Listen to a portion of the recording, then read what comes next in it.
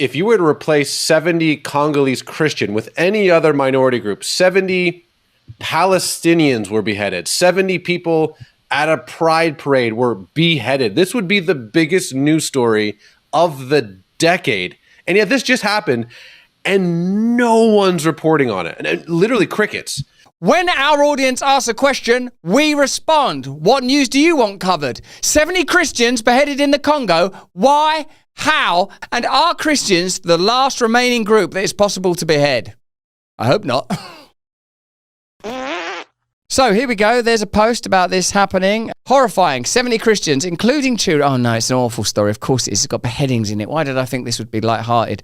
70 Christians, including children and the elderly, were brutally beheaded inside a church by an Islamist group in Congo. Don't call it the Congo anymore. Christians are the most persecuted religious group worldwide, but the media won't report such incidents. Does that seem possible? Well, let's have a look at a piece of Christian news media reporting on it. Let me know what you think about this in the comments and chat. Wherever you're watching this, remember, we stream Monday to Thursday on Rumble. Get Rumble Premium. It really helps us. 70 Christians have been found beheaded. Yes, beheaded in a church in the Democratic Republic of Congo. Why is no one reporting this? Why does no one seem to care? Well, let me bring in Dexter Van Zyl, an expert on anti-Christian violence. Dexter, what can you tell us about this absolutely barbaric atrocity? Okay, well, first of all, it took place in the Democratic Republic of Congo, which is a huge country with about 105 million people that right now is basically in a conflict with neighboring Rwanda over territory in Kivu, okay? And the violence was perpetrated by an organization that was affiliated with ISIS. And the thing is that there are some people who have argued that they are essentially working on behalf of Rwanda, because Rwanda is a neighboring country that covets and is actually taking control of an awful lot of the mineral resources in Kivu. And so what this violence has done is demonstrated that the Congo cannot protect its citizens from violence in Kivu or in North Kivu. And so what people are worried about is that this is essentially an attempt to kind of destabilize the Democratic Republic of Congo and legitimize Rwandan claims to the minerals in the region. So amazing. Even when you hear a story that's vivid and barbaric, like the beheading of 70 Christians, which should be on the news, it is awful. But behind it, there's some mineral and resource-based potential. Like, watch out over the coming months and even years for stories like, Congo needs liberating, doesn't it? What does it need liberating from? Its own minerals. And I don't want to underestimate or downplay the ideological hatred by the perpetrators of this group who murdered these Christians. But the thing is that it's taking place against a backdrop of geopolitics in Africa. And what has happened is, and so if the Congo, under the leadership of Felix Tshisekedi, can't protect its borders, essentially it's going to have to go for help outside the country, and the people live there, and that's why people are worried about it. The Congolese that I've spoken to here in the States say, I said, wait a minute, are you telling me that the Rwandans are supporting this attack? And they said, yes. And I said, but Rwanda is a Christian nation. And they said, yes, but this will help destabilize the region where all of these minerals that are used for the iPhones that we make, that we use in our lives. And so clearly there's an ideological and a theological component going on, but there's also a strategic issue as well.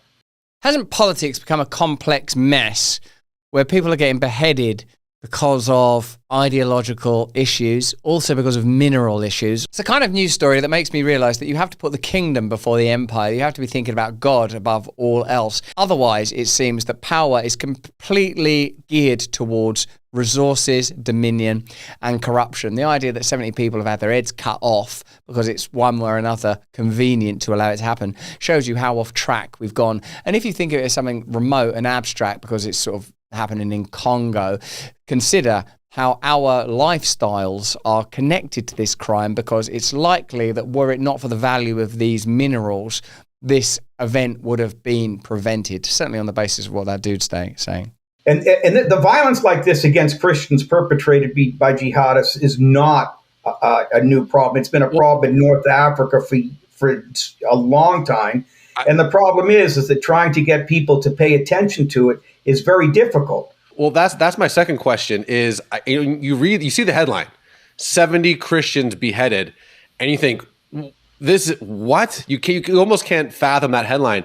But is Islamic violence against Christians in Africa, is this an anomaly, basically? Oh, no, absolutely not. This takes place in a number of countries throughout the region. And there are some people who are worried that essentially what we're looking at is a jihad against Christians in numerous other places in North Africa. And routinely, we hear reports of these acts of violence. And the problem is that what happens when the Christians start to fight back? Are we going to start to see the equivalent of an interreligious war in the continent? And the problem is that there's going to be huge problems with this. The problem is that, first of all, the reason why this doesn't get as much traction as, say, the conflict, the Palestinian suffering in Gaza is because there's just not that many reporters on the ground.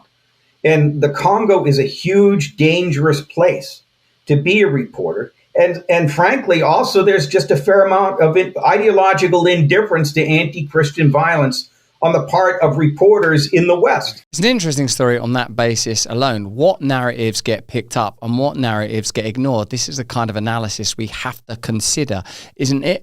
What stories are you being told? Which stories are being ignored? And for what reason? This story will become relevant, I reckon, in a couple of years when corporations, either out of China or America or wherever, start thinking we want direct access over that region. Let's instill a government in Congo. In fact, the history of that continent is one of exploitation. And in a way, it shows you how we live in a deceptive and disconnected reality, because in any proper world where even materialism was rightly followed, those regions that have access to those minerals would be enriched by them. So something unusual is going on, that these nations are all impoverished in spite of being the territories where those minerals that are valuable are found. Where's the money going? Where's the wealth going? How is it that it takes the murder of 70 Christians in church for us to even talk about the complexities and corruption that's going on in Congo? Health insurance is confusing, expensive, and frustrating, and claim denials are becoming more and more common. In fact, 1 in 5 Obamacare claims were denied last year. That's unacceptable. The headache of health insurance is exactly why CrowdHealth was created. It's not health insurance, it's a better way to pay for healthcare through crowdfunding. For $175 for an individual payment or $575 for a family of 4 or more, you'll get access to a community of people who are willing to help out in the event of an emergency. You get access to telemedicine visits, discounted prescriptions, and so much more without doctors' networks getting in the way. Get started today for just $99 per month for your first 3 months by using the code BRAND at joincrowdhealth.com. Mandatory disclaimer, CrowdHealth is not insurance. Learn more about joincrowdhealth.com. So use the code BRAND for a novel way to solve your medical concerns. Why should you be bankrupted through healthcare needs like so many are? And why should you be left short when you actually need to pay for a medical matter? Investigate for yourself CrowdHealth, a brilliant and novel way of navigating the labyrinth of American healthcare insurance. And Dexter, I think that's the question. If you were to replace 70 Congolese Christian with any other minority group, 70 Palestinians were beheaded, 70 people at a pride parade were beheaded. This would be the biggest news story of the decade. And yet this just happened and no one's reporting on it. And literally crickets. It's not literally crickets, because there are no actual crickets, but it is metaphorically crickets. That's the opposite of the word literal. My point, though, is not one about linguistics and pedantry. It's this point. Actually, his point is good. There isn't an available narrativization that allows this story to cause either tension or drive clicks. We're reporting on it because I'm Christian and because I'm interested in the way that imperialism and colonialism works, and I'm interested to see how the story will play out. As if it weren't enough that 70 people have been beheaded. So graphic, so extraordinary, so brutal, so awful that I can't even, You could just write down the names of 70 people you know and loved, couldn't you? You go like, right, well, that'd be my mum, my dad. I can't even say the people that are closer to me than that. And that's someone's reality. That's someone's reality. And I can't even take that on board. I guess that's what mass global media has done in some ways. It's inoculated us against tragedy. If we had some divine connection to ourselves and one another, we would see that lives are sacred regardless of whether they are Muslim or African or what. There would be no demographic data you could apply to make that any worse or any better. You would just regard it as objectively as a kind of abhorrent heresy and human tragedy. Right. And it's like that with Boko Haram when they murder people in Nigeria. There's basically crickets.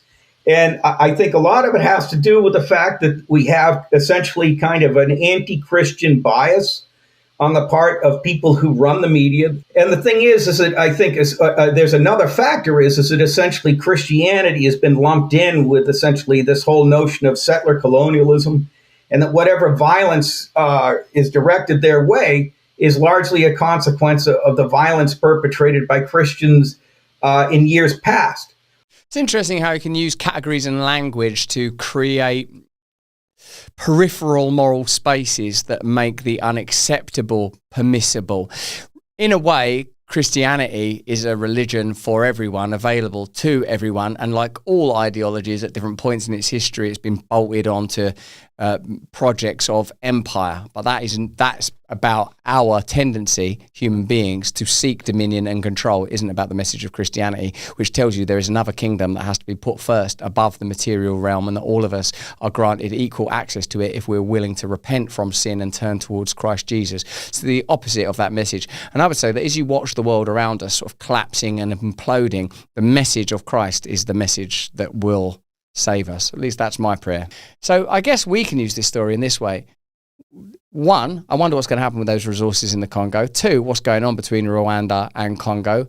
Three, why is it that Christian deaths are not reported on in the same way? And ultimately, if you don't have regional power that controls authentically its politics and its resources, corruption will lead to bizarre and abominable stories like this one. But that's just what I think. Why don't you let me know what you think in the comments and chat? Remember, we're on Rumble every day, Monday, Tuesday, Wednesday, Thursday. I know that's 3 days that we're not on, but we're on all 4 of those days. And if you're a member of Rumble Premium, you get additional content from us as well as other Rumble content creators. But more important than any of that, please stay free. Hey, thanks for watching. If you want to see more uncensored content where free speech can flourish, join our live stream. Click the link right here to watch the next video if you want to, or become a member of a growing movement. Download the Rumble app and you'll be informed every time we make a new piece of content. Stay free.